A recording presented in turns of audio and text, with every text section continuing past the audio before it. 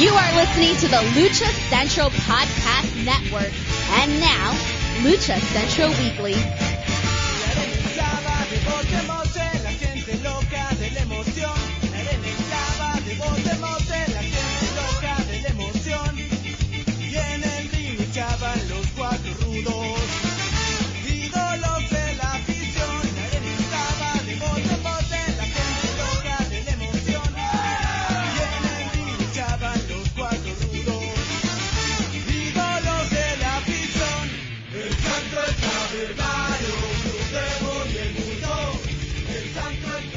Hello and welcome to another edition of the Lucha Central Weekly Podcast. This is the podcast that lets you know all of the latest happening in the world of Lucha Libre. Each week our team discusses news and events from this past week as well as preview the week ahead, covering Mexico-based promotion and top independents along with luchador-related news from throughout the United States. The Lucha Central Weekly Podcast is part of the Lucha Central Podcast Network on luchacentral.com. This podcast and others from the network are also available on all major podcast streaming platforms, including iTunes, Spotify, Google Play, iHeartRadio, Podbay, and Speaker. And don't forget that this podcast also streams through our partners at thechairshot.com. My name is Miranda Morales, and I'm one of the co-hosts of the Lucha Central Weekly Podcast. And let me bring in my two co-hosts. Introducing first, he is the dashing one, Mr. Dusty Murphy. Dusty, how are you? I'm doing fantastic. How are you doing? I am doing well. So much to cover this week, and next week will be even more insane. So We can't do that, though, without the third member of this team, and that's who? Who? It's the one and only Brendan Barr. That's who. Hey. I'm gonna tease this now. That nickname may have to change after this weekend. So, we'll see. Will it though? We don't know. I mean, yeah, who knows? Right? Who knows? In a way, it would be hilarious, but also kind of deflating if you're like, "Hi, I'm Brendan Barr," and he's like, "Who?"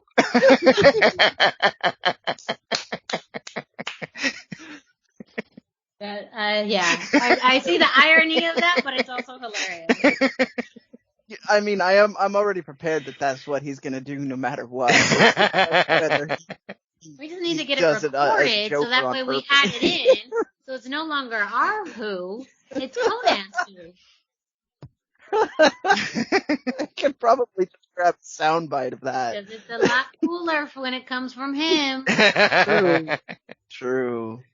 Yes, as Brendan alluded to, we'll get more into what's going to be happening this weekend in wrestling because there's so much stuff happening this weekend in wrestling.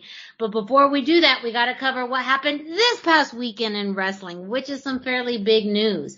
So we are going to jump into it like we always do with the road back to shows. All right, so we traditionally start with the update on the color system in Mexico. Because it's every 2 weeks, Mexico is still red.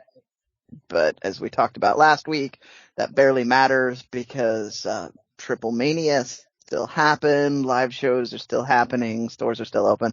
The moral of this story is wear your mask, kids, because that seems to be what everybody thinks is the thing. We're gonna try to stay normal, but wear your masks. So wear your masks. We're gonna keep running that. We'll drop a Lucha Dash mask plug every now and again. Wear your mask. We have a bunch of event announcements is kind of what I wanted to focus on for this week's Road Back to Shows. We have Black Label Pro has a kid on 904 as a kid featuring Laredo Kid. That's why my eyes tricked me. It's in the show is listed as in Hoffman Estates. I just cribbed that straight from Lucha Blog, so I'm not sure what state that is. I was in kind of a hurry on this one, but Laredo Kid in the United States, Black Label Pro. We will get you more information on that. I have plenty of time to figure that out in upcoming weeks. PWG has announced some matches for Three Mendes, or Three Mendes 6, which is going to be on September 26th. And that will feature Bandito versus Davey Richards for the PWG World title. That will also have Malachi Black and Brody King against Demonic Flamido and Black Taurus. Oh, damn. I mean, right? Oh, damn. Sorry, that was my I did not know that until you mentioned that. Oh, damn. Yeah, that I mean, as good as that Bandito title match is, that's the one that I figured people on this show, the staff at least, would be excited by. And then there's one more, Aramis Rey Orus versus Dragon Lee and Laredo Kid, which could be just as good or better than the other tag team match. So, PWG 3 Men 6, September 26th. That they're always somewhere in the Southern California area. I didn't get their location yet either, but tickets are always mysteriously on sale. I've never figured out the secret to getting a ticket to a PWG show. I know a person now who says that she can get me tickets, but I don't know that I'm going to call in that favor just yet. PWR, the San Jose show that we keep talking about, has added another match to the card that is just mind-blowing. It's going to Los Parks, some combination of Los Parks, but probably LA Park and Hijo de LA Park, against Mariachi Loco and Rayo de Jalisco. So, fantastic lineup there. For those of you who don't know who Mariachi Loco is by that name, he was Saltador on Lucha Underground, and he and Rayo de Jalisco are going to be doing the mariachi gimmick together coming out. So the entrance alone is worth the price of admission, but then they're going to be fighting against the Parks. So it's gonna be fun. Oh, so cool. And they've been advertising with Rayo and the big charro sombrero. Like, it's going to be so cool. I didn't know that I could be more excited for that PWR show, but I saw that. Here we go. And then a reminder that we have PCW Ultra tickets are still on sale for Friday, October 22nd. We went over the card on last week's show. No new matches have been added, but we will, after we get done with this week, we will focus a little more on what PCW Ultra is doing. Masked Republic, those sneaky bastards, snuck in a show announcement for 9/11. Yes, that's true. It's going to feature, it's at the Agua Caliente Casino, the casino in Central City, California. I'm really apologizing for stuttering over my words tonight. Featured on this show is Solar, Pireta Morgan, Psychosis, Extreme Tiger, Ray Leon, Viva Van, El Snowflake, who is of he was in that movie, you know the movie, and Baronessa. One of the interesting things from Conan's podcast last week, when Kevin was talking about a bunch of things, he said that this show was hard to get people for because another show is booked against it, and he still was able to get this. So we'll be talking about that other show later in the so 9/11, lots of great lucha content. Don't sleep on September the 11th. That's going to be a big day. And then I'm going to wrap up this bunch of stuff going on in Las Vegas featuring FSW and GCW. Do you want to give any shout outs to anything that you are aware of? Yes. Oh, dang. Let me go to Sorry. No, I haven't. So, an interesting one that's happening on Friday is Glory Rising Pro. That show is happening Friday afternoon. It's going to feature, of course, some of the more regular, well-known, Las Vegas talents, including Jay Vidal, who's also going to be featured on the PCW Ultra show in October, Jordan Oasis, Nick Xander, Sandra Moon. It's also going to be featuring some talent from Palais Pro Wrestling and No Peace Underground, including Sonico will be at that show, Mysterious Q, Nick Wayne, Pacific Northwest legend Nick Wayne. Yes, just want to put that out there. For those of you who don't know, he's the son of Buddy Wayne, one of the first people to have a school out here. Yes, I think I remember announcing him as such. And he is following the proper Lucha Libre tradition. He started wrestling in matches at an age which I don't think I'm allowed to disclose legally. And he's still not old enough to drink, but he's at this show. So, sorry, that's why I wanted to make those shout outs, just because that's already slated for Code Red. That's Friday, August 20th. Tickets are available for that.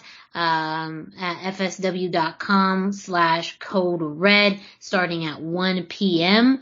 And that's just that. D'Lo Brown will be on commentary, as well. So that and much, much more at at Glory Rising Pro, featuring in partnership with Palais Pro and No Peace Underground. Of course, GCW and FSW are having shows. They're having the GCW versus FSW show on Saturday afternoon. I forget the exact time of it, but that will be available on the FSW network. And then Future Stars of Women's Wrestling will be on Fight TV on Sunday. What would that be? The 22nd. The 22nd, yeah. Yeah, Sunday the 22nd on Fight TV, Future Stars of Women's Wrestling. And let me just pull that card up because that is going to be a fascinating card. The flyer is already out for that, and that includes a stipulation match between Maserati and Sandra Moon. It is a doors, ladders, and chairs match.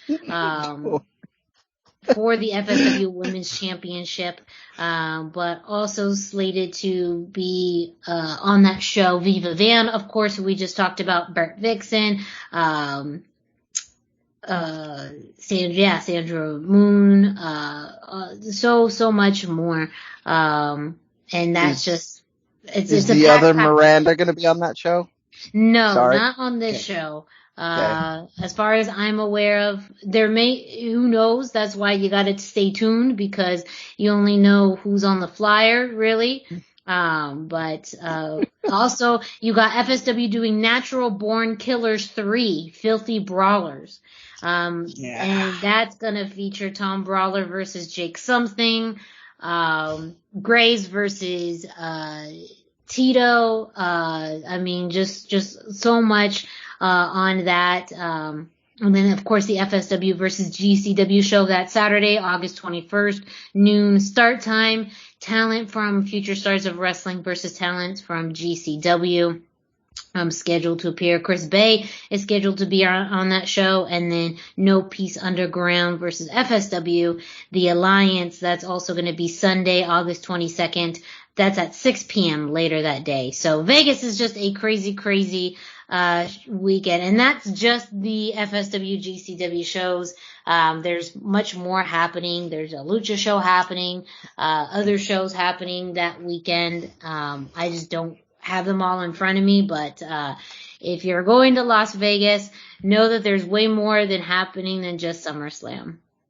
So the Lucha show you mentioned is Friday night. It's Robles Promotion. They've been very cagey with who's actually going to be on the card because, as we talked about last week, and we'll talk about more, these are sometimes difficult to do. So I don't really have a lot of knowledge of who's going to. Alberto, your mileage will vary on that. Mm-hmm. Andrade's in town for the weekend, and he's usually being promoted by Robles, so I'm hoping he'll be there. They probably some other people of the Dos Caras greater family. Who knows? Like we might get some LFI to show up as well, but that nothing has been officially announced that I can find. So I will be at that show to get you all results while Miranda's working hard on the other side of town. So we're going to be busy in Las Vegas this weekend, and we haven't even talked about Mass Republic's presence yet, which we'll do later in the shows. So, but that is our road back to a lot of shows happening, which is great news. So, we will happily put your promotion out there. We always talk about that. So please feel free to send us your information. We will always read off at the very least, we'll read off a date and a state and a venue. But I'm going to move into the Indie Roundup now, and talk real quickly about another IWRG event, because they had their annual cage matches, which results in an unmasking. So there's a little more to unpack with this one. There was a series of preliminary cage matches that the winners would winners would go on to the next round, and This is how crazy luchadors are. They're fighting for the privilege to go into a cage match where the only thing on the line is that the loser of this cage match will lose their mask or hair. So they have 2 rounds to get into that, and then the whole idea is to not be the person that loses. So keep that in mind. These had a 5-minute time limit, so it were if and nobody was eliminated after the 5-minute time limit. Everybody went through both of these preliminary matches. Some people didn't quite make it through. They were eliminated either by being thrown out or of the cage, I believe, or pinned. So now that we've got all of that backstory, the first match featured Bengali, Hijo de Dos Caras, Hijo de Picado, Hijo de la Brije, Puma de Oro, Tonali, Toxin, Veneno, Dioso Quetzal, Hijo del and Jesse Ventura. Oh, no, okay, so I had this backwards. If you win, you don't go through. So the people that were eliminated are going through. So that makes more sense. That makes more sense. Yes. So Bengali, Hijo de Dos Caras, Hijo de Picado, Hijo del Brije, Puma de Oro, Tonale, Toxin, and Veneno technically won and will not continue on. Diosa Quetzal, Hijo de Fishman, Jesse Ventura move on to the next cage match. For the next qualifier, we had Abismo Negro Jr., Big Chico Che, Canek Jr., Diva Salvaje, Hijo de la Spectarial Satania, Alex Black, Astor Boy, and Diosa Atina. It's bad enough that my Spanish is bad, but when they take these like Greek words and try and make them Spanish, it gets crazy. Abismo Negro Jr., Big Chico Che, Canek Jr., Diva Salvaje, Hijo del Espectro, Cariel, and Satina all won, so they didn't have to move on, leaving Alex Astor Boy and Diosa Atina moving into the cage match where the loser lose their mask or get their head shaved. So that sets up the stage for the last one. We had Alex Black, Jesse Ventura, Hijo del Fishman, Diosa Quetzal, Astor Boy, and Diosa Tina in the final cage match. For those of you who don't remember some of these, we've talked about Jesse Ventura as an exotico that's a big mainstay in IWRG. Hijo del Fishman is the son of Fishman. It's kind of a next generation gimmick. If you don't know who Fishman is, send me a message later. I will send you tons of, like, better yet, send Dusty a message later too. I'm sure he can send just as many. Yeah. Is a feminine wrestler that's big in the indie circuit. Astro Boy I'm not as familiar with, or Diosa Tina. Alex Black, who we've talked a few times in Lucha Time, he had kind of long hair rock and roll, is gonna look like Bon Jovi in the 90s probably. He's got his hair cut. So that was our IWRG cage event. I just wanted to take a little extra time because we had to go over the backstory and there were a lot of names to be thrown out there. The clips are up now on Lucha Plus, Mas Lucha YouTube channel. So if you want to see this, I'd always recommend it. The cage matches for the loser loses something are always chaotic because there's a little more on the line when you don't really, losing your mask in particular, or in Alex Black's case, losing your hair is kind of, central to your gimmick. So you don't really want to do that. Overall, it was kind of a fun looking match. I need to go back and watch the highlights again. But that is the road back to shows and the indie roundup. I'm going to give the pitch now. Send us your links, your event results, anything you want. I don't care what you are. If you're the cat on the internet, because I know at least one cat on the internet is listening to the show, I still want to hear your results too. We'll give out the socials at the end of the show. Thank you, Brendan, for both the road back to shows and the indie roundup. As Brendan mentioned, we will give our socials out at the end of the show. If you're a Lucha Libre fan, independent wrestler or promotion, feel free to reach out to us with your upcoming events. As you know, things are getting busy, and so we do want to continue to plug as many independent wrestling shows and matches as possible. But the rundown is getting full, so please reach out to us. Well, up next, we're going to kick it off to Denise Salcedo, who brings us this week's Lucha Central. Why should you visit thechairshot.com? Thechairshot.com is your home for hard-hitting reviews, news, opinion, and analysis with attitude. Why? Because you're smarter than the average fan. Thechairshot.com. Always use your head.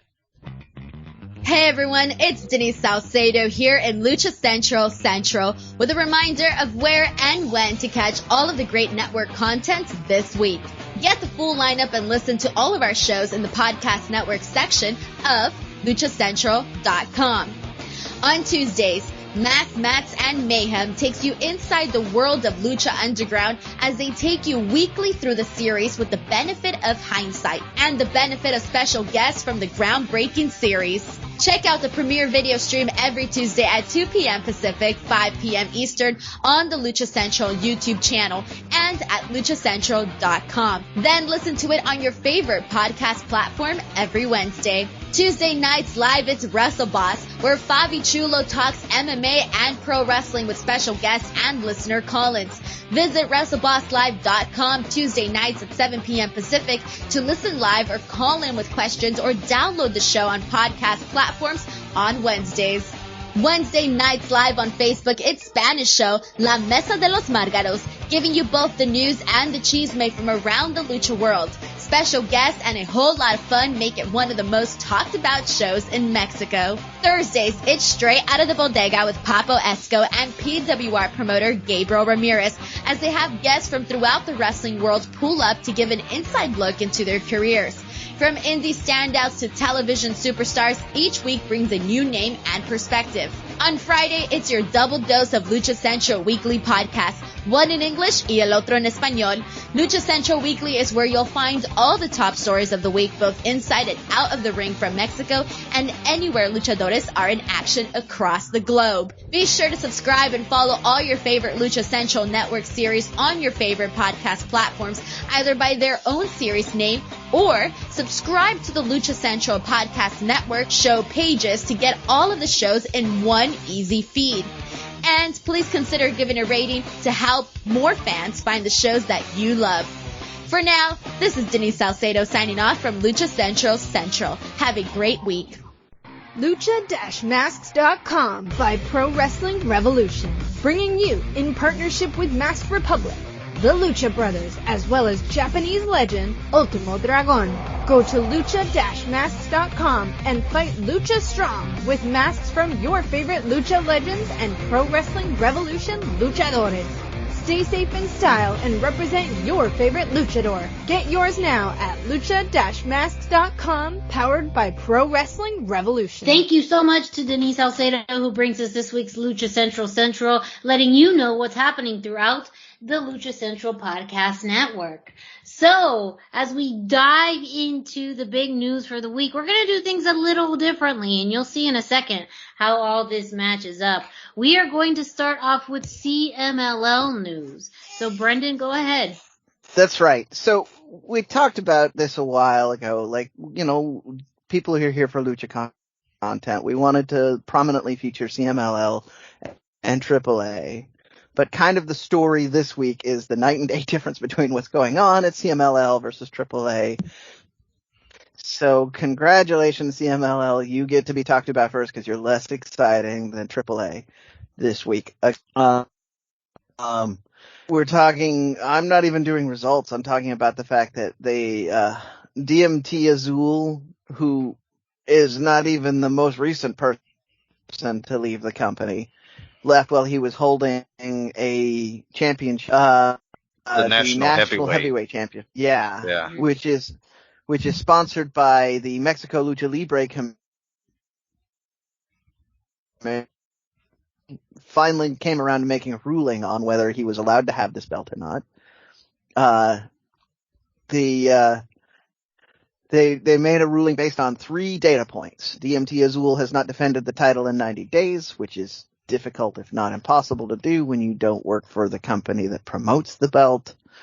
DMT Azul has made an unauthorized title defense previously. I'm unaware of what they're referring to on that. I'm guessing he went on an indie show and pretended to put the title on the line. And then DMT Azul has changed his name from Diamante Azul, and so is no longer the champion as a result of these 3 strikes against him. More or less, they wanted an excuse to take it off of him so they can have a tournament for it at the anniversary show that CMLL is doing. Yeah. Cubs fan has some really detailed breakdown on his opinions as to why this is kind of bogus. I don't want to crib too much from him. Go over to Lucha Blog and read his opinions on that. But I will echo a couple things that he mentions. CMLL is promoting this. So, even though Mexico's Lucha Libre Commission is in charge of the belt, if the person doesn't work for CMLL, they aren't going to be able to defend that belt for 90 days, period. And it's just a couple other, a lot more of this is out of the individual wrestler's control, despite the fact that they are pretending that it is the individual wrestler's issue. I'm sorry, Dusty. It sounded like you had some thoughts there too. Yeah, I was just going to mention that, I know this wasn't their intention, but this is by far the most attention and the most important the CMLL World Heavyweight title has felt in years. Right? I can't even imagine the last time there was this much hype and publicity and everything around. I mean, it's been a long time. Yeah. And CMLL really needed that injection of popularity and attention. So maybe this will help. Mm-hmm. I feel bad for DMT Azul, but maybe CMLL can make the best of it. There's going to be a lot more eyes on that anniversary show for sure, because they're also going to be filling the Trios Championship that was held by NGD. So, who we're going to be talking about more later in this show. Spoiler, they left CMLL, so they're going to show up somewhere in another not CMLL portion. This is why what we're talking about, though. CMLL's right now is all on other issues, and so like people are looking at why people are leaving. And again, Cubs has a bigger breakdown of this, but I did want to point out that if you're not able to, in a pandemic era, work shows of doing CMLL, is that you usually get 3 shows on fixed days of the week, and then you get workout time around that. So unique thing that no other wrestling promotion in the world offers. You have fixed dates and one of 3 fixed locations. Very little travel involved, lots of facilities involved. Yes, Arena Mexico is in a terrible part of Mexico City, and you don't want to go there unarmed on your own. But you definitely has its advantages. But if they're not able to get that booking, they're not able to make their money, and other things were happening. So this is probably what has led to NGD leaving. Definitely Azul has said that money was a big issue, a big part of his decision to leave, and he wanted to take that belt with him because that lets him command bigger money at other shows. So the Cubs also gave us this list here. Bookings outside of CMLL by CMLL wrestlers in 2021. Ultimo Guerrero had 26. He's by the Cubs' count, he is the one that had the most by a good margin, because the next highest is Uvia and Nitro at 14. And then you have Sanson has 3, Cuatro has 1, and Forastero has 1. You just can't make a living like that. And if you're a young, talented wrestler, that's a death sentence for you. Your brand is dying, your money isn't coming in, and you're using. So the reason that Blue Panther is able to main event right now in CMLL as a elder statesman of Lucha Libre is because he went during the height of his popularity, wrestled every night all over Mexico, and was in the newspapers, was on TV, all of that sort of thing. So that, and you needed to be able to do that. And that's not something that's even before the pandemic, that people weren't on pace for that. NGD wasn't really on pace for being as nationally recognized as say, a Blue Panther or an Ultimo Guerrero, who's still getting a bunch of outside bookings and mysteriously being allowed to, going back to CMLL's reluctance to allow people to have wrestlers at other shows. We've talked about that on this. I don't know. Did either of you have any thoughts on this before I tie in my one last factoid from CMLL, which is a result?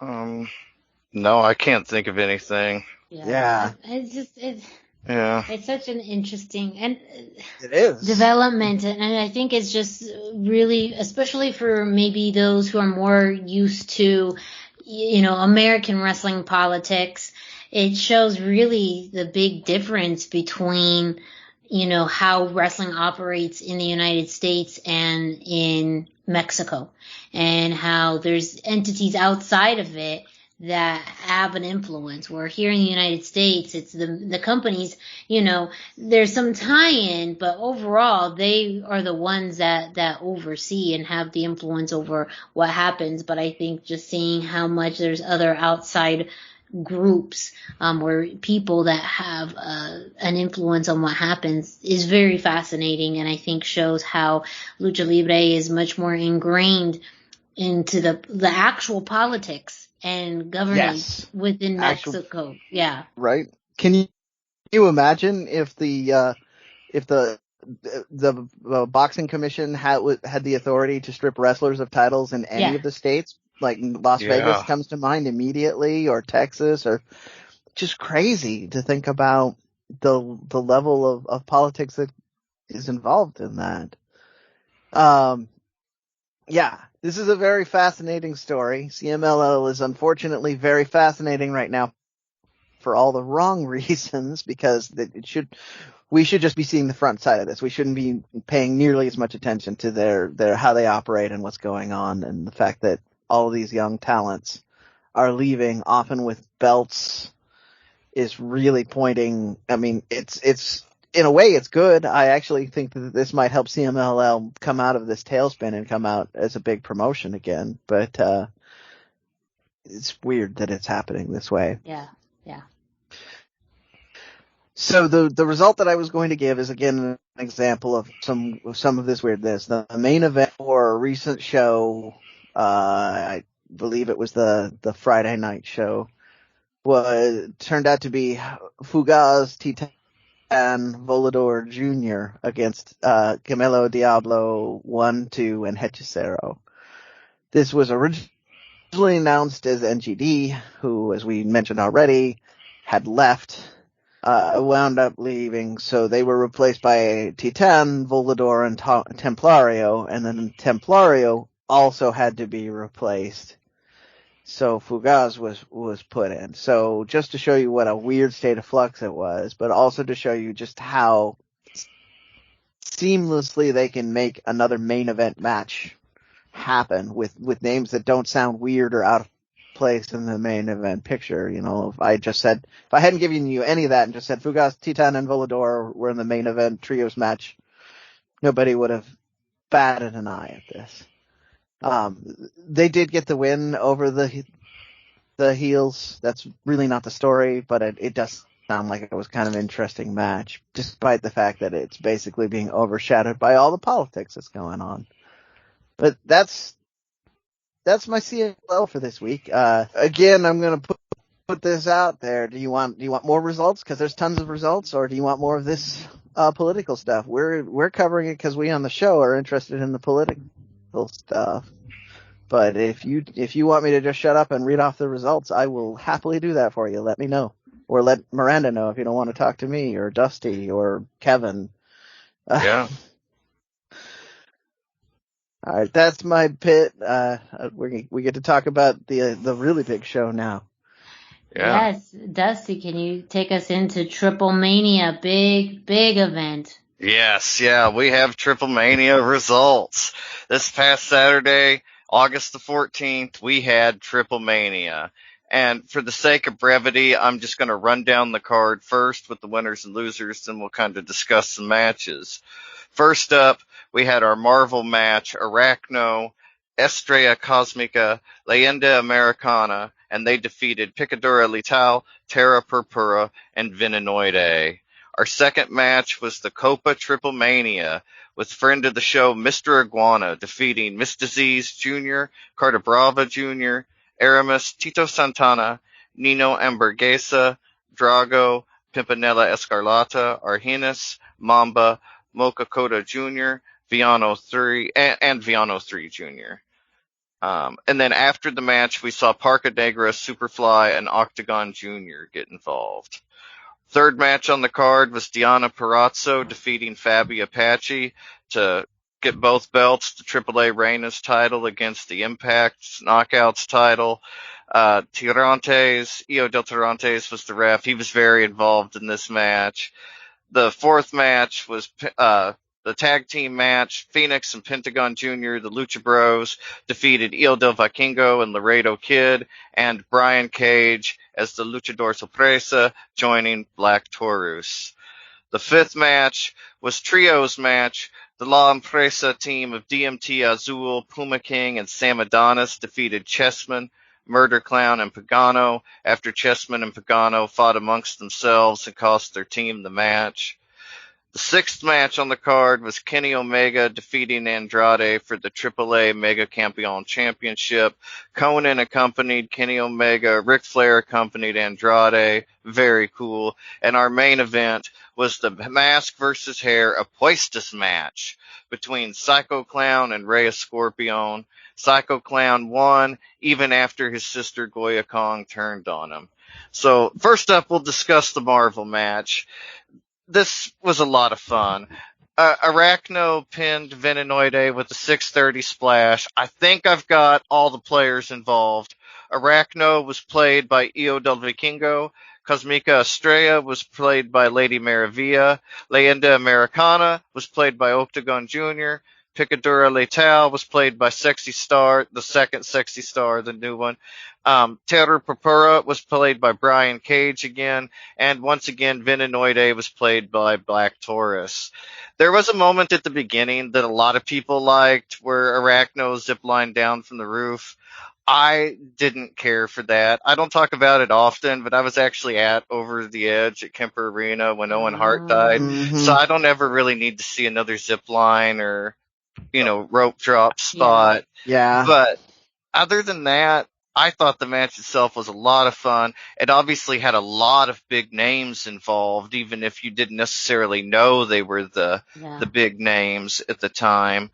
And they just had a lot of fun. They were showing off. They had a good time. You could see it in their work. Great match. Afterwards, we saw El Furioso.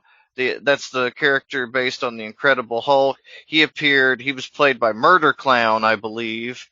And then we had a promo from El Ingenioso, who is based on Loki, who was supposed to be a surprise, but he was actually leaked a long time back when Walmart released his exclusive figure from the second line of the Funko Pops early. But great match, highly recommend it. Just a fun match. And then the Copa TripleMania. This was the true highlight of the show for me, for personal reasons. Friend of the show, big fan of Mr. Iguana. He won. He pinned Carter Brava Jr. to come out on top. He won the trophy, the Copa TripleMania trophy. And truly, this was one of the better Copas in recent years. The entrances moved much more quickly than they traditionally do at a TripleMania type event. That really helped. Everybody got a moment after their entrance, before the next guy's entrance, to really get their spot in, to get their move in, and the whole thing was just very well paced while still being super high energy, but a lot of times these Copas can drag or they can get confusing. I didn't have any of that with this particular match. Loved that. Mr. Iguana's celebration after the match did not last long, however, because NGD, Nuevo Generacion Dinamitas, the Cuatrero, Forastero, and Sansón, they arrived, had a surprise debut after Brendan mentioned they jumped ship on CMLL.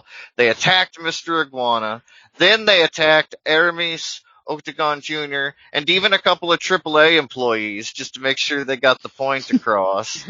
Eventually, that was interrupted when Poder del Norte came out to confront NGD. They kicked their asses, too. And then La Empresa came out to assist NGD. Together, they beat down Poder del Norte. NGD then joined La Empresa. They gave them shirts. Like a super faction. Yes. Yeah. Now we went from a trio to a faction. An NWO-like faction. The outside invaders that are just beating everybody down. Yeah. And these are younger, very cool guys. So it's, very good parallel to the NWO, aside from the Hogan. We don't have our Hogan character yet, but everything else, and it feels fresh and exciting in a way. The pandemic was really what affected it, but La Empresa didn't feel like it really had legs yet. But after this show, it felt like not only did it have legs, like they're ready for the sprint. Like it was so good. Next up was an amazing, amazing match. We had Kenny Omega versus Andrade El Idolo. this was a match of the year contender in my personal opinion. I've heard otherwise from other people, but for me, this was a match of the year contender. So good. We had the added bonus of Ric Flair, the dirtiest player in the game, the Nature Boy himself, making his first AAA appearance. This is only like his third or fourth professional wrestling appearance in Mexico ever. It's the only one he's ever had outside of the WWE, just house show tours down there. So very cool. He was infamously supposed to wrestle in CMLL in the early 80s. And allegedly, I don't know if this has been confirmed, but allegedly he turned around and left before he could wrestle because he found out the payment they had offered him was in pesos, not dollars. And he was furious about the money difference and left. Like he just didn't understand it was pesos. And I'd like to believe that's true because Ric Flair is terrible with money. Yeah. Yeah.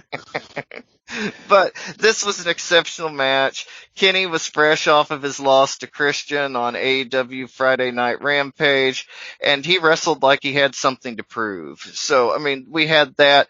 There was a great spot during the match where Rick and Andrade hit matching parallel figure fours on Kenny and Conan.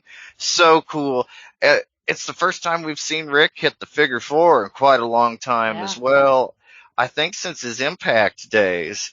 And just very cool to see him back. I'm a big Ric Flair fan, if you can't tell. But even with having Ric Flair, having the Nature Boy at his side, Andrade could not stop the one-winged angel, and he lost to Kenny and did not get the championship. It's kind of an interesting wrinkle in the whole thing, but neither of these two guys are AAA wrestlers, but they are both AEW wrestlers. So that automatically gives AEW a certain amount of influence in the match, whether AAA kind of wanted that or not.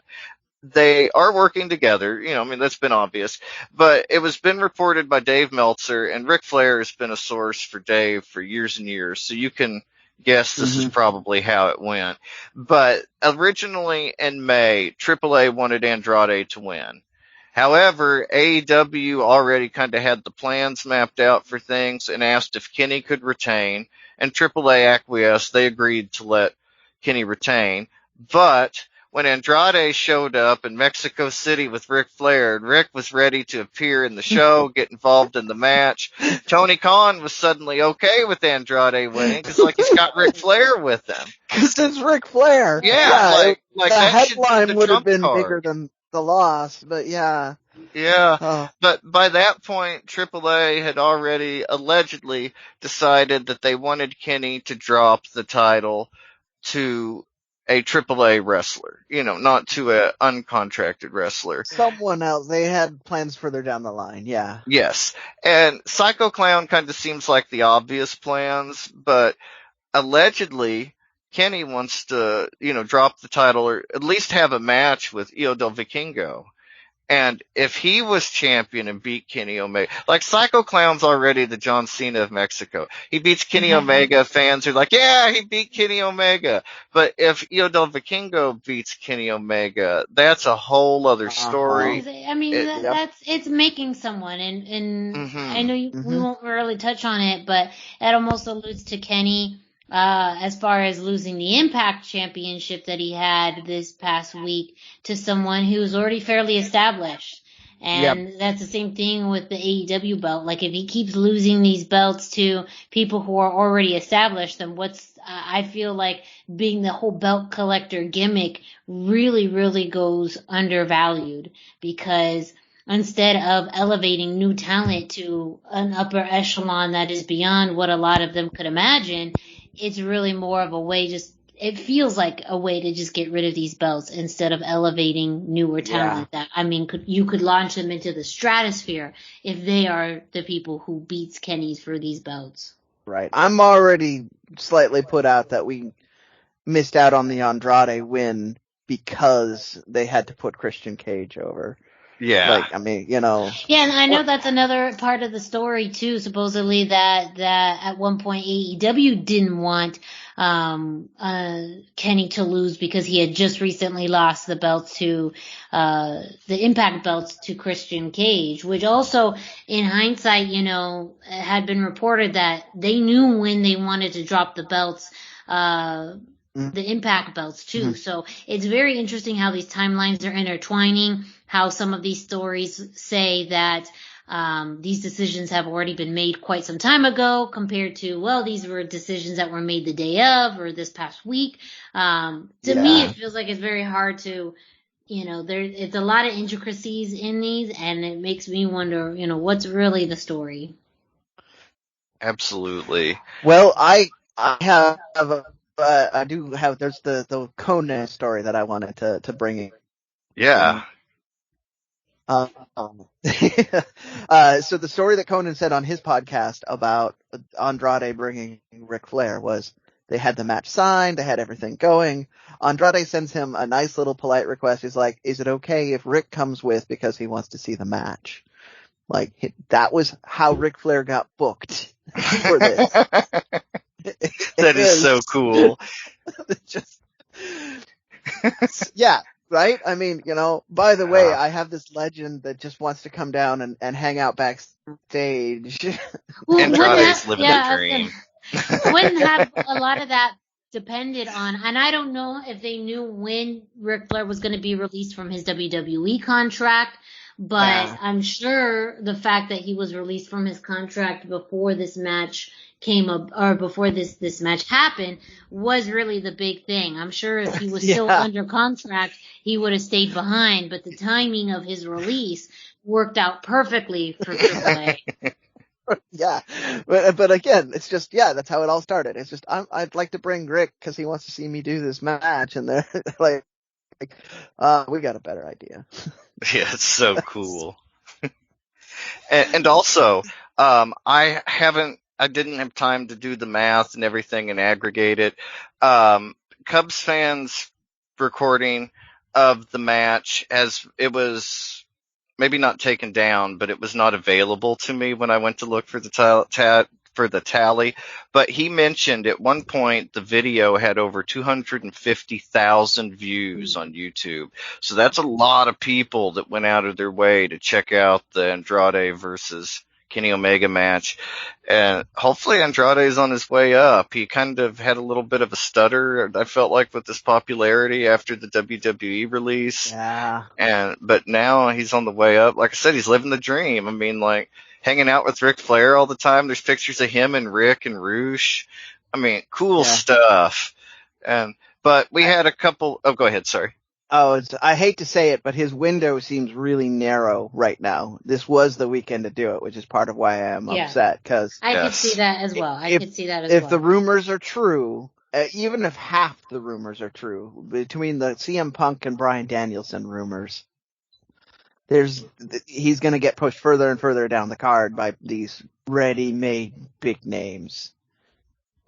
It's true. We haven't talked a lot about that on the show because it's not really Lucha related, but yes, there are huge rumors that released WWE superstar CM Punk and Bryan Danielson are on their way to AEW, and there's been several hints that make it seem like it's at least one, if not both of them. Absolutely. Yeah, they may have already been there by the time you hear this. It's true. And there's big rumors for the August 20th episode of Rampage.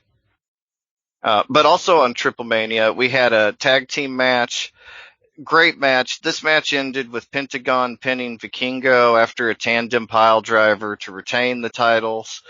That was actually my only real complaint with this match, was that Vikingo took the pin. Otherwise, this was honestly an incredible match. Definitely a tag team match of the year contender. We had the surprise appearance from Brian Cage. And just phenomenal tag team wrestling. Cage was there. He was the luchador sorpresa to join Black Taurus, but he's also worked with Penta, Fenix, and Laredo Kid before at multiple companies. So the whole thing was kind of a breath of fresh air while it was still being familiar, and it felt well thought out. And he was able to do double duty with the Marvel match. They only had to buy one ticket, pay for one hotel room. And I mean, like, it just, Smart Cage business. felt like a great fit. Yeah, good business. That was my one note for this match, is I would like to see more of this Cage Taurus tag. Yes. I would too. Yes. I mean, they're all 6 of these guys, but especially it felt like Cage and Tori, like the big hossy style they've got. They're on top of their game. They're better than ever. Like, yeah, I would love to see that become a thing. And with Impact and, Dynamite working together and Cage's history and Impact, maybe we could see this become a thing. Like, more chance than ever. Mm-hmm. The match itself didn't break any new ground. Like, there were no, crazy new moves or anything. Yeah. But these were 6 guys at the top of their game. One of the best matches of the night. One of the 2 at best, in my opinion, between that and the Kenny Omega Andrade match. And it was the best tag team match I've seen in a long time. Maybe all year. Like, this was a really good match. And then we had our main event, the Apuestas match. Psycho Clown versus Rey Scorpion, mask versus hair. We all knew going into this that Psycho Clown was never going to lose his mask. But after all the goodwill and feelings from fans and everything towards him lately, after the recent and unfortunate passing of his father, Brazo de Oro, Super Porky, there was less than zero chance he would lose this Apuestas match. I do have to give AAA a lot of credit for the build-up before the match, because they gave us, like, hints and feeling that a Scorpion might win. He consistently put Psycho Clown through the tables with the Guerrero special, but it was just too little to compete with Psycho Clown's history and popularity. The match itself was very good. Inexplicably, at the end, Goya Kong, Psycho Clown's sister, also Brazo de Oro's daughter, she showed up to betray her brother. Psycho Clown showed no effect to that, though. 3 seconds later, he got the pin, and it felt like a real AAA finish. No selling as always. He even no-sold his own sister. Yeah. Family goes. I hated, like, I would have loved it if they'd done anything to set it up at all, but they didn't. They tried to do it out of nowhere.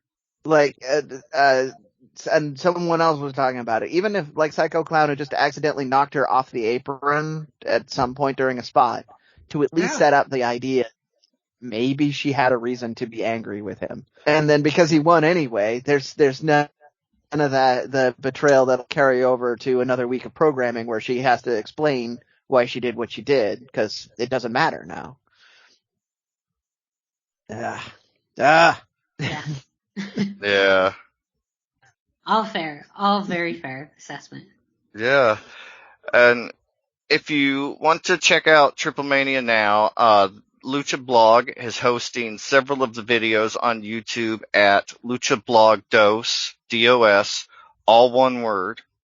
And also always put on your mask and check out luchacentral.com. There it is. And they've got everything about TripleMania. There's a review, there's clips, there's even a shout out and a big thank you to Cubs fan for running the Lucha Blog stream of TripleMania. I know that's how I watched it. I think that's how Brendan watched it. We just want to give him a special shout out too. He's really a credit to the Lucha community, especially on the American side of things. This whole TripleMania segment would not have been possible without him this week. So big thank yous to him. Thank you so much, Cubs. They did an after show that's available as well, where they had their own breakdowns and thoughts.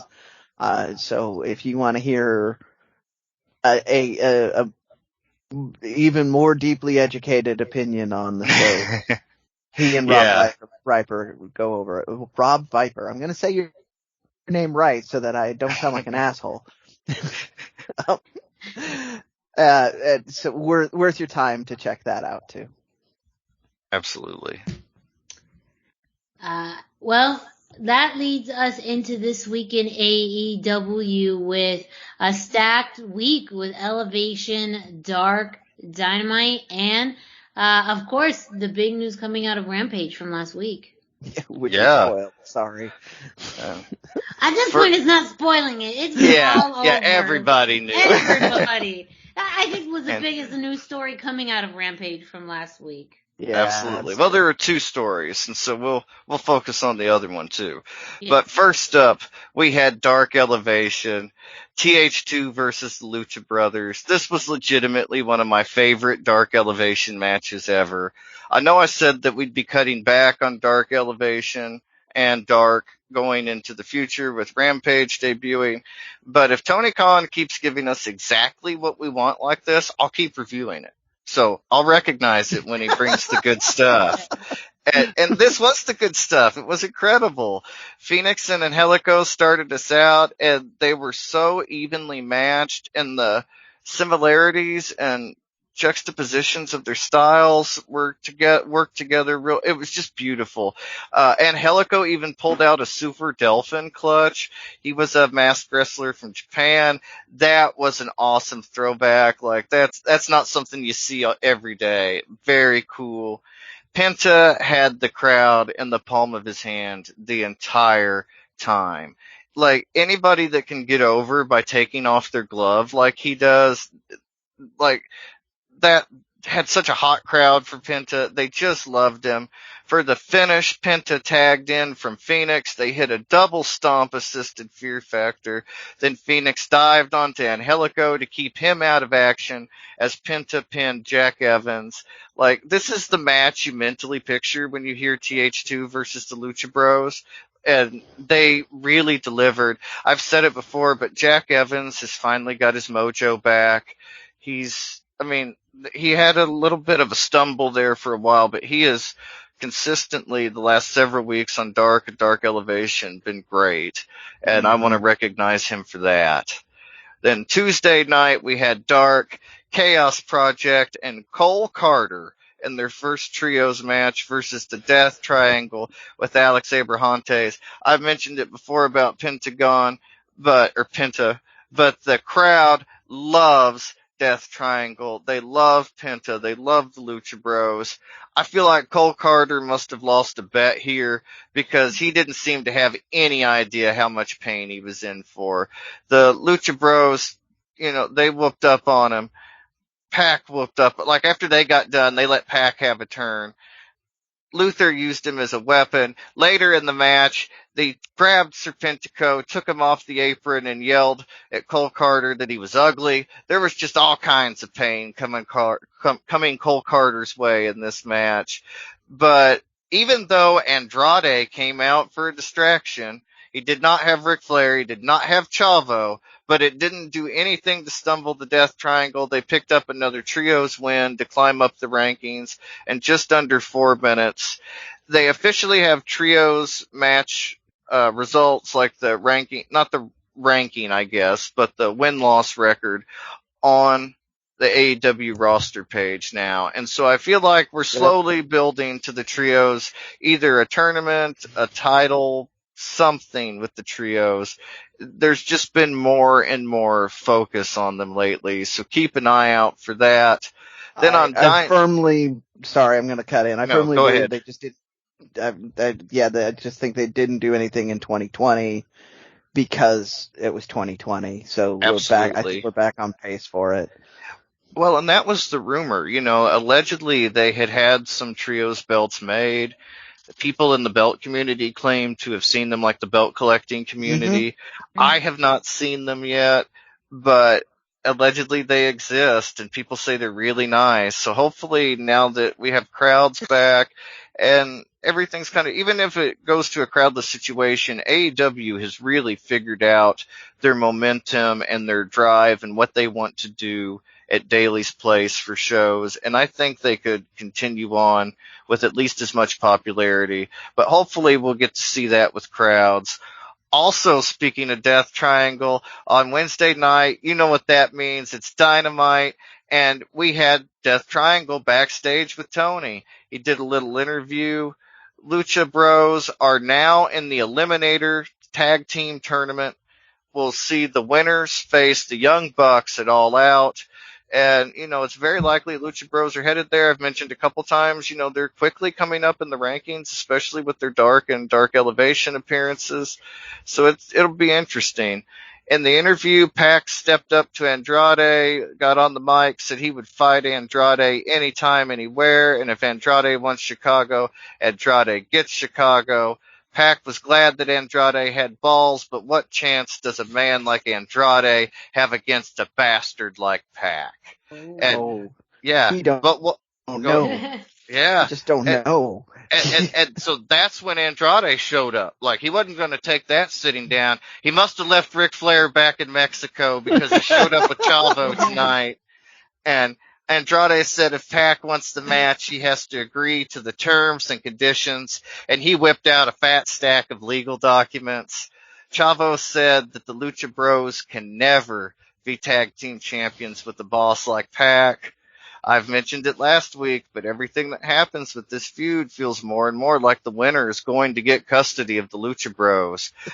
It seems weird, but that's what we're building towards. Like, they're kind of fighting over who's going to get to be their boss. Yeah, and kind of.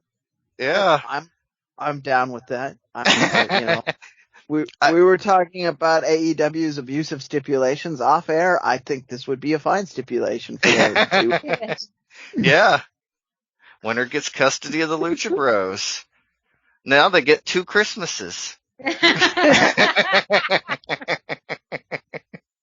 Oh, too soon.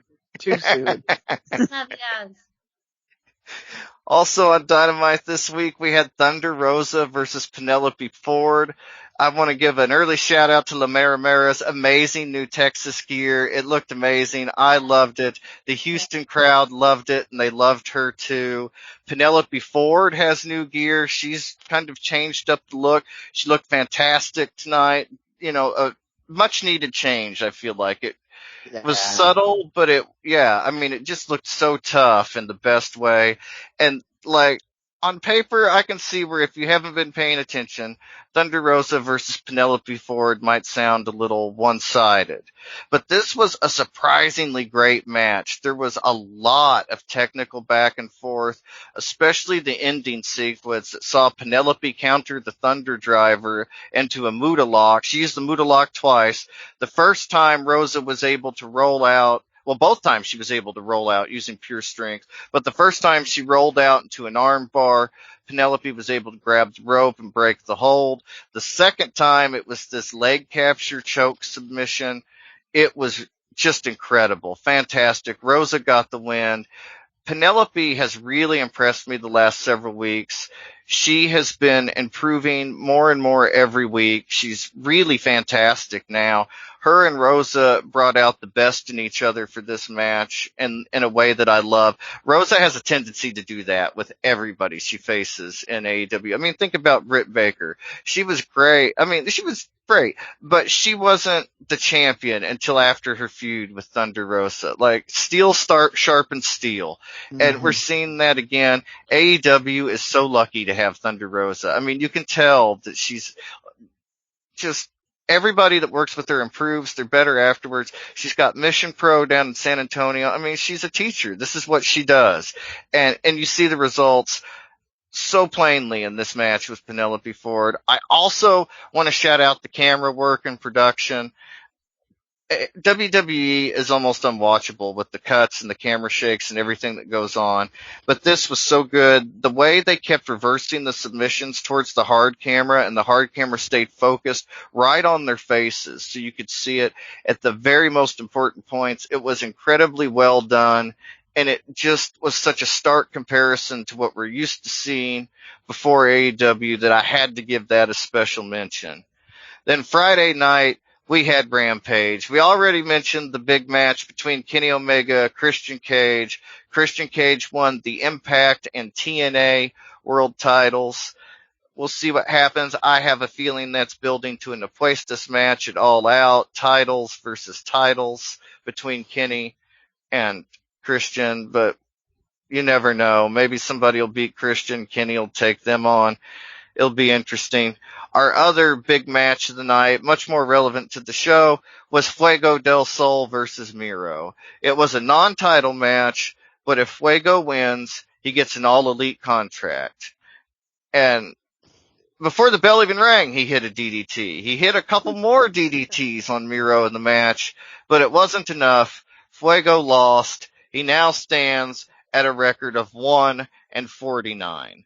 However, despite losing after the match, after the match and the commercial, Sammy and Tony Khan came out and, like, even though we're used to seeing them on Impact and a few other things, Tony really never comes out on AEW TV. Correct. Like, that's pretty rare.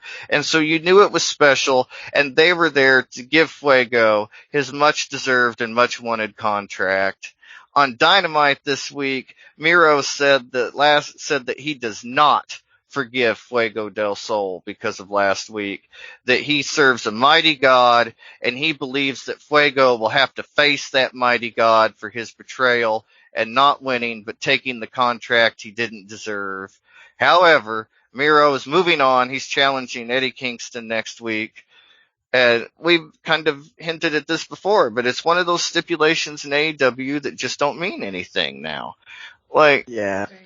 and they just have so many stipulation matches and gimmick matches, and I just absolutely.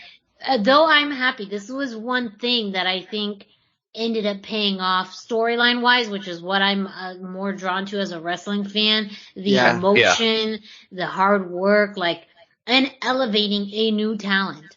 You Absolutely. know, a lot of these things combine together to tell such a great story. But I think that AEW in general oversaturates, with stipulation matches and then doesn't follow through always with those stipulation matches. Or the stipulation matches are kind of silly and they're only a means to an end. And I feel like that eventually will negate the meaning behind stipulation matches if they keep doing them so frequently. Absolutely. Mm-hmm.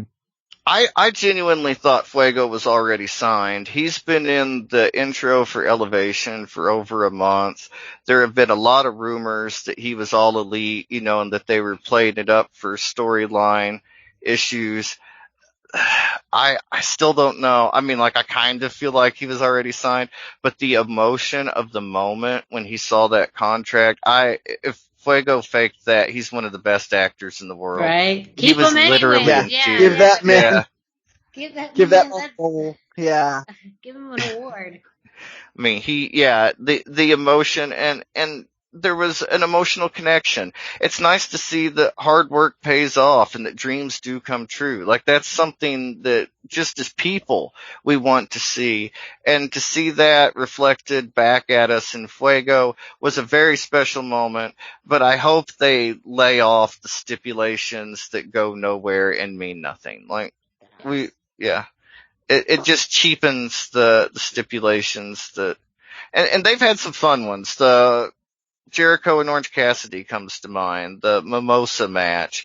That was fun, but at the same time, it's just fun for fun's sake in a lot of ways, and it cheapens the moment, cheapens the impact of the stipulation. And unlike this, is not a stipulation that did anything moving forward. So that made it worse in my opinion. A match to have a gimmick match, but it had no ongoing. In fact, it kind of meant that we were going to have to see more of that feud just to get anywhere. Yeah. Yeah, absolutely. I agree 100%. And if you guys still want, if you're listening to this and you think, well, I still want Dark and Dark Elevation, if there was, we didn't focus much on it this week, let me know. Just drop us a line, drop Brendan a line, drop Miranda a line. Just let us know. Facebook, Instagram, Twitter for Brendan. Let us know if you want us to keep covering Dark Elevation. But in the future, unless there's something especially Lucha relevant, we may not be covering it as much. But we're here for you. So let us know what you want. And always check out luchacentral.com. Put on your mask. Check it out. They've got results, reviews, everything. What were you going to say, Brendan? So, I feel we would be remiss if we didn't mention the extremely viral moment that happened in this week's Dynamite, where Sammy Guevara Oh, proposed. yes. So I just Yeah, wanted to. congratulations to Sammy on his Yeah. engagement. Yeah. Yeah, that was very cool. There's a video going around on YouTube of the actual proposal. She was on the show tonight. She worked with, during the match with Shawn Spears and figured into the whole thing. There was enough bad blood between Sammy and Shawn already with the whole Pinnacle and Inner Circle thing that it wasn't really necessary. But boy, did it give you you wanted to see Shawn Spears get that comeuppance, because how dare he step to our boy Sammy on his engagement day and tried to besmirch his fiance. Oh, yes. Yeah. The moment itself went viral because it was super sweet and adorable. I didn't even know about the storyline part of it, but that's congratulations on that. And then I having an emotional connection. I look forward to seeing that later, because that's what I've been looking for out of that feud, is a reason to really be invested in Sammy winning, other than I just like Sammy. Yeah. Yeah. But no, I totally agree. And I mean, Sammy's going to be a main event guy here in a couple of years too. And the fact that they're letting him get this stuff in now, it just shows the confidence and the kind of support behind Sammy within AEW. And that is really awesome to me. Like, can't wait to see Sammy ascend to the main event. It's coming soon, I hope. Everything that Inner Circle does, Sammy looks like the star in it. Tonight was no exception. And for more Inner Circle news, more AEW news in general, put on your mask and go to luchacentral.com, your centralized place for all things Lucha Libre. Indeed. We also have this week in NXT. Not a lot of Lucha Libre content to go over again. With all the changes happening in NXT, it will be very interesting to see how things roll the next few weeks, next few months in NXT. But this was the go home show before NXT TakeOver, and two fairly pivotal segments happened.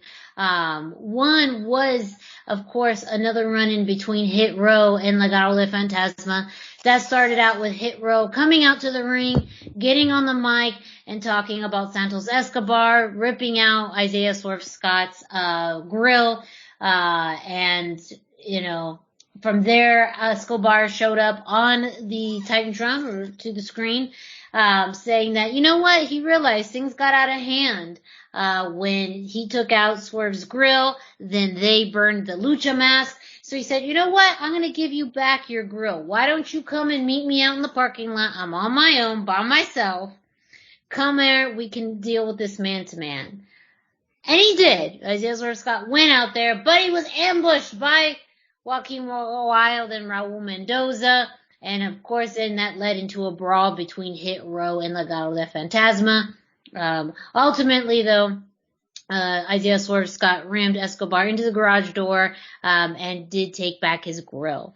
It was made official today that we are going to see Hit Row, all of Legado del Fantasma against each other next week on NXT. So, it will be very interesting, to see that. Again, we've been talking about, eventually if they do move on to War Games, this is a War Games match, period. So hopefully they can hold off on that. Or maybe they do have a match together and then they end up, having to still, maybe shenanigans ensue and they end up having a match still at War Games. But no match, just another segment between Legado del Fantasma and Hit Row. A very heated rivalry, heated program. Fans are invested in it. The show is fairly invested in it. And I think this is one of the anchors that the show needs right now, because there's lots of things happening in all different directions. Also, we had a satellite interview between Raquel Gonzalez and Dakota Kai. Very interesting back and forth between the two. And of course, Raquel is referring to herself as Big Mommy Cool.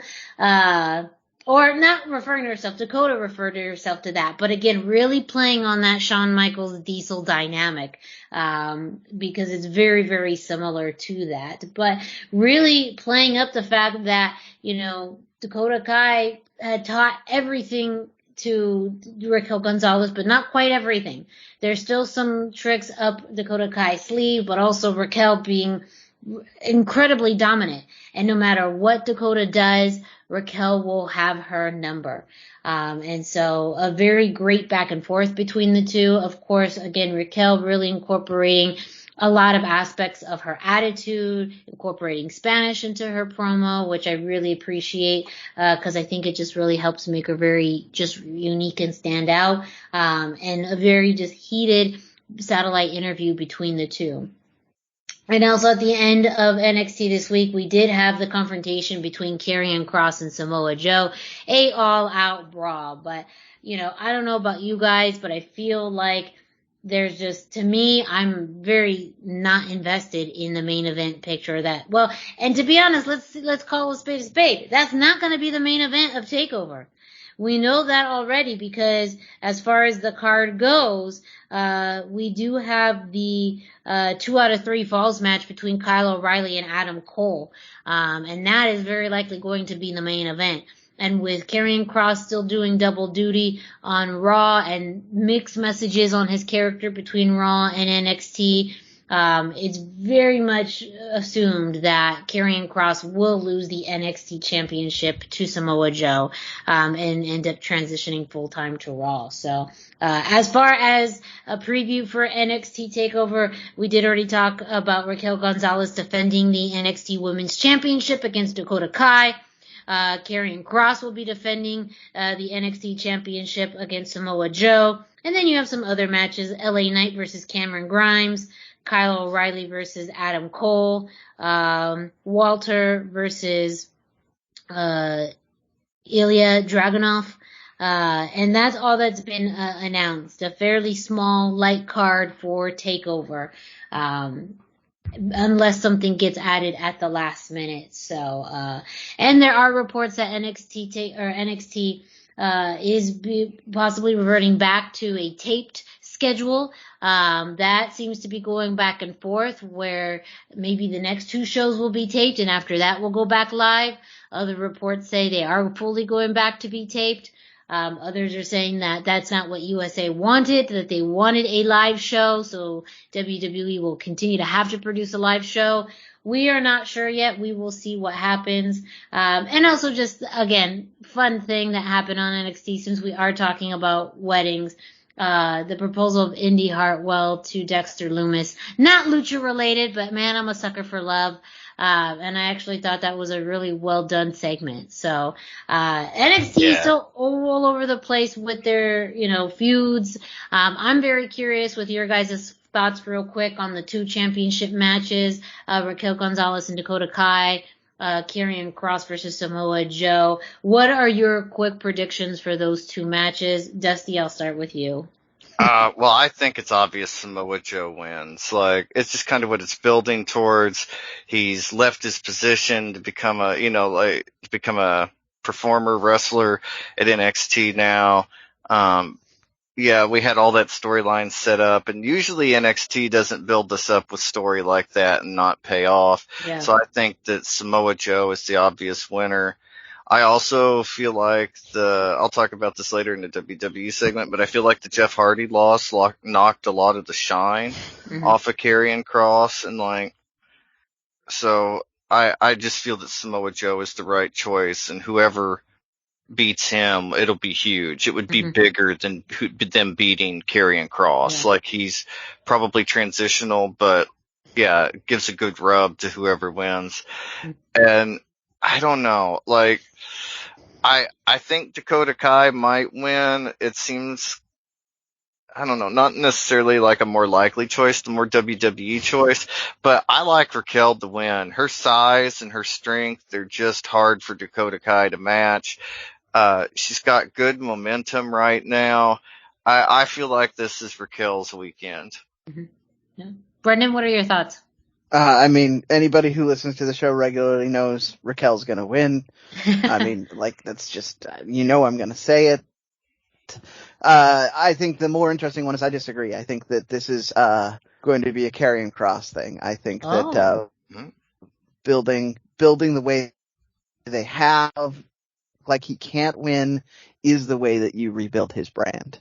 And I think that there's going to be a little bit of a territorial war here going on. But one way or the other, we're going to get a clear picture as to what Karrion Kross's future is going to look like. Either NXT is going to have him win, and they're going to make him their guy, or they're going to have him lose so that he can continue to be flushed down the toilet on the main roster. But yeah, that more to say on that one than the Raquel match, because she also needs the win because they want to establish her as the dominant champion.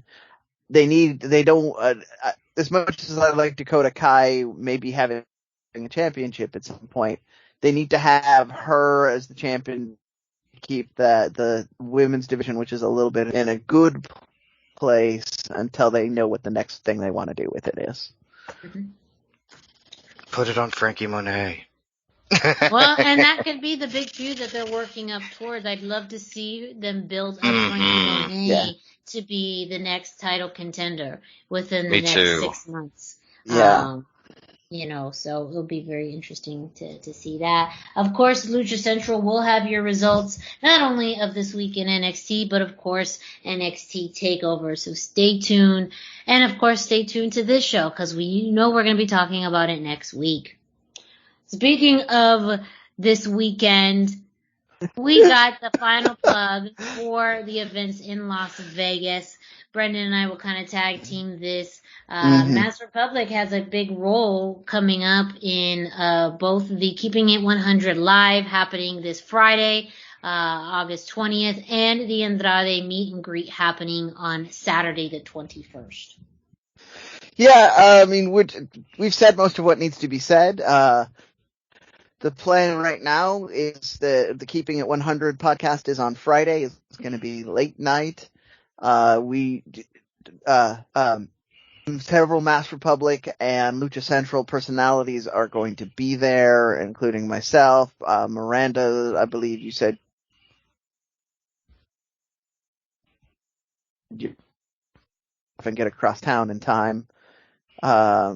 Tickets are on sale. There's like maybe 2 VIP seats left for the meet and greet, but the GA are still there, and there's more than likely going to be ways to do other meet and greet style things, even with a GA. So it's well worth your time. Plus, the show is always good. They did the live show version at Expo Lucha when it was in Las Vegas 3 years ago. It was a lot of fun. There was a lot of chaos. Juventud showed up late because he locked himself out of his room. I mean, you don't know what's gonna happen. So, you just don't. Speaking of that, Juventud is also going to be at the Nerd doing a DJ set for, I believe, also on Friday night after the Keeping It 100. But that's what's going on there. Saturday at 11 at the Nerd Bar, Andrade is signing autograph. According to Lucha Shop, it is sold out, but if you already are going to Lucha Fest at the Nerd Bar, there's a chance that if you show up, you'll be able to get in if somebody else forgets, because 11 is kind of early on a Saturday morning after all of this stuff going on Friday night. So yes, it's Wrestle Swaps 2 happening, as well as on the 20th from 12 to 5. That is including Hoovy there, and lots of other vendors. That's another event happening. So just so much happening, so many opportunities, so much merch, so many meet and greets, all of it. It's going to be a very, very packed weekend. Make sure we'll give our social medias out at the end of the show as well. That way you can follow us and see what we're up to while we are in Las Vegas, and of course promoting anything that we can related to Lucha Central and Mass Republic. Speaking of Lucha Central, we got This Week in Lucha Libre History with Dusty. Yeah, that's right. It's time for This Week in Lucha Libre History. Be sure to check in at luchacentral.com every single day for This Day in Lucha Libre by Pep Carrera. He's got information, birth dates, anniversaries, matches of the day, YouTube feeds, amazing videos that aren't on special YouTube feeds, reviews. He's got everything on there. And everything he's got on there is all about Lucha Libre, and that's at luchacentral.com, your centralized place for all things Lucha Libre. This week, we chose August the 17th, 2014, when Hijo del Fantasma, now known as Santos Escobar, won the AAA World Cruiserweight title in an amazing elimination match by beating Angelico, Australian Suicide, Daga, Jack Evans, Fenix, Joe Leiter, Pentagon Jr., and an impressive Ricky Martin wrestling as Bengala for the AAA World Cruiserweight Championship in a multi-man eliminator match. And this match definitely had a complicated build-up. Bengala had won an elimination match to become the number one contender to Daga's AAA Cruiserweight Championship. However, after AAA Fusion champion Fenix pinned Daga in a six-man tag team trios match, Fenix also wanted to challenge for Daga's title, but he was willing to put his own title on the line, title versus title, which somehow, after Daga agreed to the Apuestas match for the two titles, became a multi-man elimination match to unify the AAA Cruiserweight Championship and the AAA Fusion Championship. The match was set up for TripleMania, and Fantasma and Angelico were the last two guys in the match. It was an incredible sequence. It makes me want a singles match between the two of them now, but that forbidden door won't be opening anytime soon. But hopefully someday we'll get to see it. Brendan, what did you think of this amazing match? So because we're doing things a little ahead of schedule, I'm trying to get ready for travel this weekend. I didn't get to watch as much of it as I wanted to. I do remember vaguely watching this when it came around the first time. The build-up was insane. We're talking about these guys being used in Kevin talked on the Keeping It 100 podcast about TripleMania having a tradition of putting young guys in the early part of the card to really get the excitement level built up. And that's what this match was, and it delivers. I do have one thing. You did not give the proper emphasis on this era's Joe Leader, because you had the fantastic call. It was always Joe, never just his name. It was always at least two Joes and Leader with an exclamation point. It always sticks in my head anytime he was about to do a move. Just love that. I mean, Miranda, what are your thoughts on this one? Well, there was 2 points of this that really caught my attention. One, I really liked the teamwork, because this was a 10-way elimination. So, of course, every man for themselves. But I did love seeing the teamwork between Angelico and Jack Evans still. They had some really great spots. And then really the spots in the end, once it got to not the final four, right before, I think it was the final five. And there were some great spots with Fenix and Pentagon. That I think there was at one point Pentagon trying to do a power bomb onto Fenix, and that got converted into a Hurricane Rana, a flip, then a Hurricane Rana, like just some crazy spots. And eventually, as they got out of the ring, Hijo de Fantasma was able to whip Fenix into Pentagon, and then he finally got the power bomb onto the ramp. So I think it was hard for me to keep up at first, but once those eliminations happened, you really were able to put more focus on, and I think the high flying spots really progressed. And then there was that corkscrew jump off the top rope by Fenix, down to I think this was when the final four had actually already happened. So it was a lot to keep up with. So it wasn't until a little bit later in the match that I felt like I had a better appreciation for it. Yeah, and this is one that's worth a strong second look. I Yes. pointed this out Yes. when we You're were going to need talking about it. multiple looks at this. It's just a lot. You have 10-way elimination.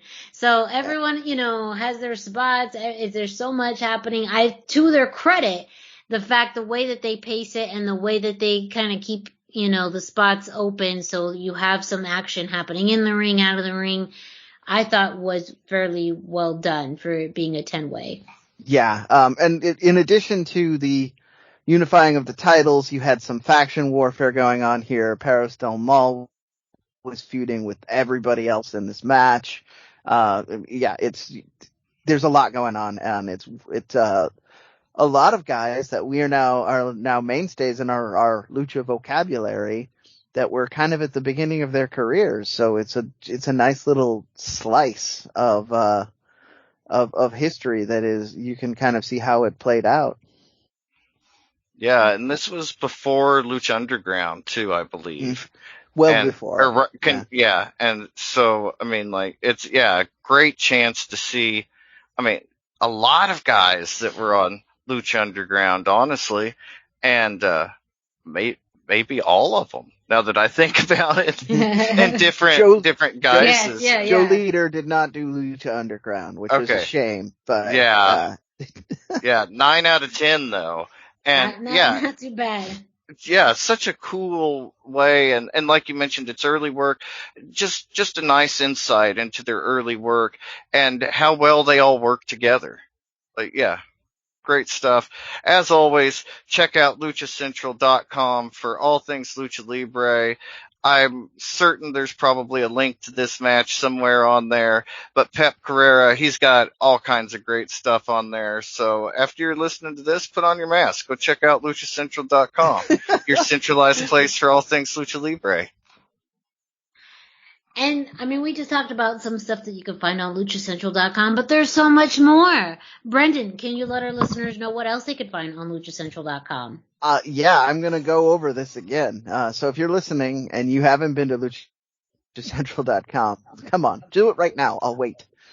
Luchacentral.com is your online home for Lucha Libre, where you can get all of the top news in English and in Spanish. We've been referencing that this whole show. It's widely available. Pep was at TripleMania, gave us fantastic results almost as it was happening. Mm-hmm. And then we had detailed coverage in English because Pep was there very shortly after that. Find the best curated content and original content not seen anywhere else. Find when Lucha Libre events would be happening in your area. And this is going to become a big deal soon. We're going to really tune up the calendar so you can find that stuff. Find photo galleries from top photographers showing Lucha Libre around the world. A place to have your voices heard, from weekly polls to annual awards, seen and read by top executives in all the major Lucha Libre promotions across the globe. And it's still free. I mean, come on. You can't beat that. It's free. So make sure you check out luchacentral.com for that and much, much more. Speaking of what else you could find on luchacentral.com, of course, you have the results for this week in WWE. Dusty, go ahead. Tell us what we missed. Yeah, well, you didn't miss much. On SmackDown, Rey and Dominic Mysterio had a match against Dolph Ziggler and Robert Roode, the Dirty Dogs themselves. It still feels weird to say Robert Roode, but it was a very quick match that saw Dominic pick up the pin on Bobby Roode with a victory roll following a video interruption from the Usos backstage. Afterwards, the Usos congratulated the Mysterios on their win to remind us that they're facing each other this weekend, August the 22nd, I believe, at SummerSlam. It was too short to develop into much of a match, but at least Rey and Dominic looked good, and this time nobody botched anything. Then on Raw, we had Karrion Kross defeating Jeff Hardy in only 42 seconds with the Cross Jacket. honestly, this is what they should have been doing all along, but now it just feels a little bit like a shell game. Like, see, we had a plan for Karrion the entire time. You should have given us time. When all it is, it's a con to cover their terrible booking when he debuted on Raw. And having him win like this doesn't make us think he's tough. It just reminds us of how badly WWE dropped the ball on his main roster debut. It knocked some of the shine off of him as far as NXT goes as well, in my opinion. And it's just too little too late on this Jeff Hardy Karrion Kross feud. They just need to cut bait and move on. I don't ever want to see him wrestle Jeff Hardy again. Word. And, yeah. Also, due to taping times and when they air and when we record the show and my work schedule this week, I was not able to watch Main Event. But one of the matches on Main Event this week is Angel Garza versus Ricochet. On paper, at least, this sounds amazing. I will definitely be bringing you a review next week, but I encourage you to check it out in the meantime. And as always, get your results for WWE and everybody else after you put your mask on at luchacentral.com. Yes. So Brendan's going to be helping me out with this next news story because it's a combination of multiple stories, really. First off, MLW reported, kind of in a, storyline way that Cesar Duran was heading to Mexico, to possibly run a show, maybe look at some new talent, which aligns with a story we had already brought to you previously about, MLW/Azteca Underground working with the Crash to put on a show together. But Brendan has some additional information about that we've learned earlier this week from Conan's Keeping It 100 podcast. So Conan went ahead and said that he's back with the Crash Wrestling. He's talking about being a more mature person now and being able to put ego behind him so he can do work, because there was some bad feeling last time he worked with the Crash. But more specifically in relating to this, he talked about being really excited to have Dario, as he put it, part of the show again. He felt like Dario was the kind of the backbone of the show and an important aspect of it. So really was excited that when they're doing this Azteca Underground filmings that they were able to get a hold of Dario. So he's kind of soft confirming that he's involved with the Azteca Underground side of MLW's tapings. This is part of the tapings that are going, that September 11th show that's being co-branded. He's going to be doing the Crash stuff there.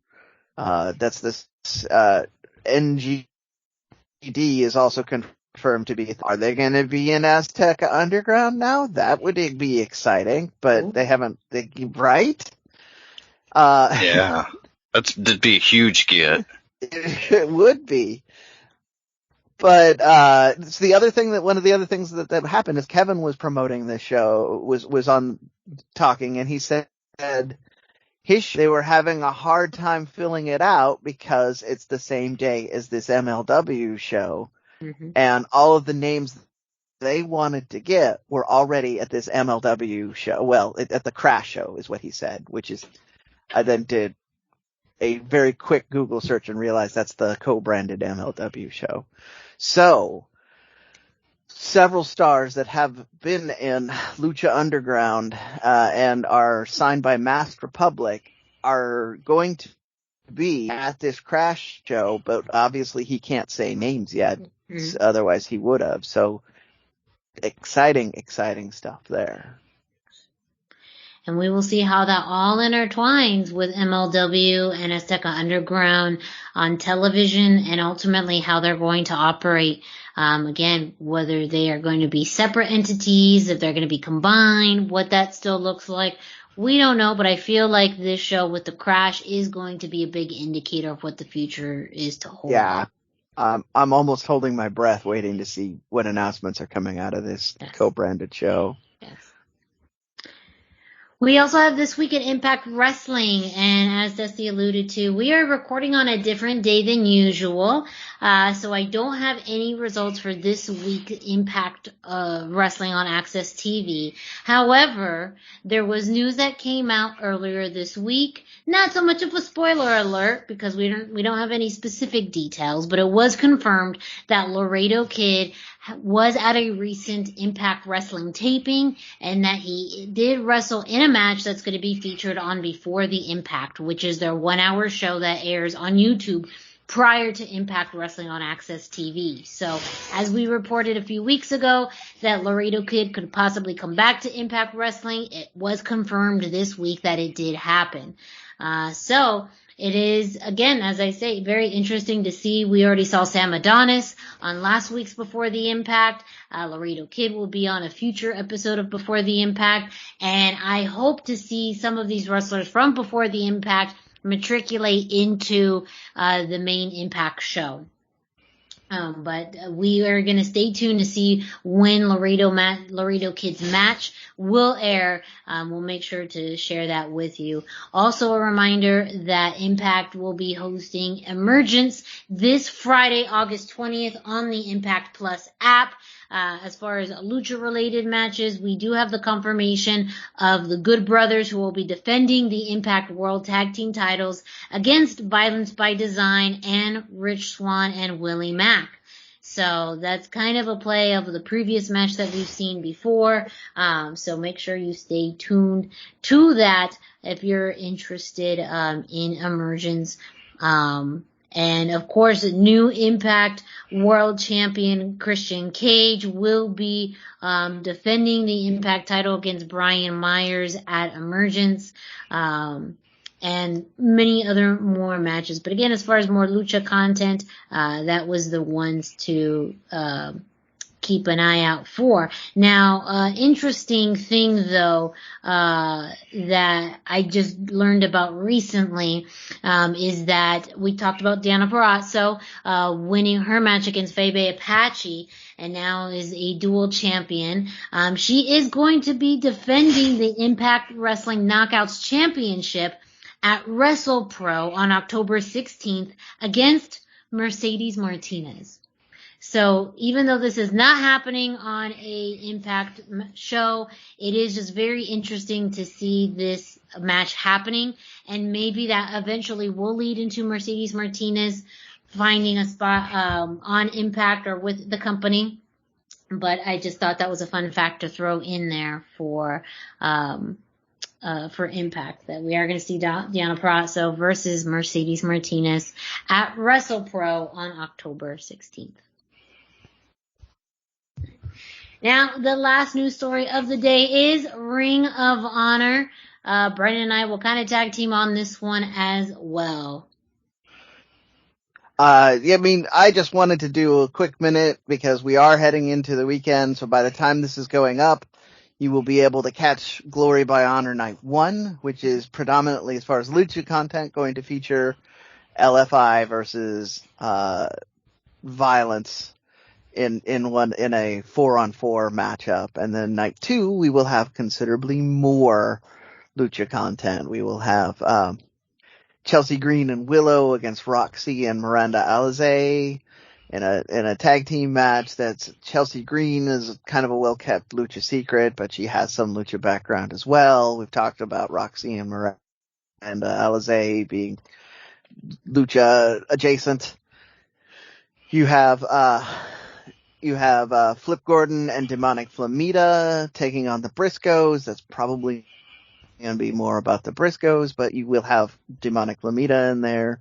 And then you will have Bandito and Rey Horus against Russian Dragon Lee, which, in addition to being a Lucha Dream match, they're building a lot of story around this. So this is bound to be kind of a show stealer on that particular night. But that's my quick and dirty recap of nights 1 and 2 of Glory by Honor that are going to be happening this weekend. So as you're listening to this, it will be time to gear up, and that will be available on Ring of Honor's streaming service for you to catch for a mere $5. And I believe this week on Ring of Honor television, we did have the Champions versus All-Stars match. So all of the champions, Ring of Honor champions versus the All-Stars. So that has some great content, Lucha Libre content for you to take a look at as well. And then just an interesting side note that came about earlier this week from Maria Kanellis, who is responsible for organizing and being part of the ROH Women's Championship Tournament. She did reveal in an interview that one of the people that they were looking at and trying to bring into the tournament was Thunder Rosa.